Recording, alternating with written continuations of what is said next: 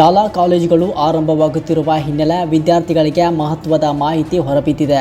2026-27ನೇ ಸಾಲಿನ ವಿದ್ಯಾರ್ಥಿ ರಿಯಾಯಿತಿ ಬಸ್ ಪಾಸ್ಗಳ ವಿತರಣೆ ಜೂನ್ 1ರಿಂದ ಆರಂಭವಾಗಲಿದೆ. ವಿದ್ಯಾರ್ಥಿಗಳು ಸೇವಾ ಸಿಂಧು ಪೋರ್ಟಲ್ ಹಾಗೂ ಬೆಂಗಳೂರು ಒನ್ ಕೇಂದ್ರಗಳ ಮೂಲಕ ಅರ್ಜಿ ಸಲ್ಲಿಸಿ ಪಾಸ್ ಪಡೆಯಬಹುದಾಗಿದೆ.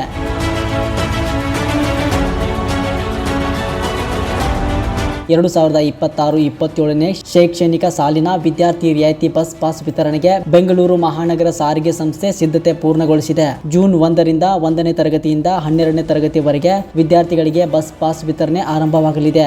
ವಿದ್ಯಾರ್ಥಿ ರಿಯಾಯಿತಿ ಪಾಸ್ಗಾಗಿ ಆನ್ಲೈನ್ ಅರ್ಜಿ ಸೇವಾ ಸಿಂಧು ಪೋರ್ಟಲ್ನಲ್ಲಿ ಲಭ್ಯವಿದ್ದು, ವಿದ್ಯಾರ್ಥಿಗಳು ಬೆಂಗಳೂರು ಒನ್ ಕೇಂದ್ರಗಳ ಮೂಲಕವೂ ಅರ್ಜಿ ಸಲ್ಲಿಸಲು ಅವಕಾಶ ಕಲ್ಪಿಸಲಾಗಿದೆ. ವಿದ್ಯಾರ್ಥಿ ಪಾಸ್ಗಳನ್ನು ಬೆಂಗಳೂರು ಒನ್ ಕೇಂದ್ರಗಳ ಜೊತೆಗೆ ಕೆಂಪೇಗೌಡ ಬಸ್ ನಿಲ್ದಾಣ, Kengeri, TTMC, Hosakote, electronic city ಘಟಕ 19, ಶಾಂತಿನಗರ ಟಿಟಿಎಂಸಿ ಹಾಗೂ ಕರ್ನಾಟಕ ರಾಜ್ಯ ರಸ್ತೆ ಸಾರಿಗೆ ನಿಗಮದ ಆನೇಕಲ್ ಬಸ್ ನಿಲ್ದಾಣಗಳಲ್ಲಿ ವಿತರಿಸಲಾಗುತ್ತಿದೆ. ವಿದ್ಯಾರ್ಥಿಗಳು ಅಗತ್ಯ ದಾಖಲೆಗಳೊಂದಿಗೆ ಅರ್ಜಿ ಸಲ್ಲಿಸಿ ರಿಯಾಯಿತಿ ಪಾಸ್ ಪಡೆಯಬಹುದಾಗಿದೆ.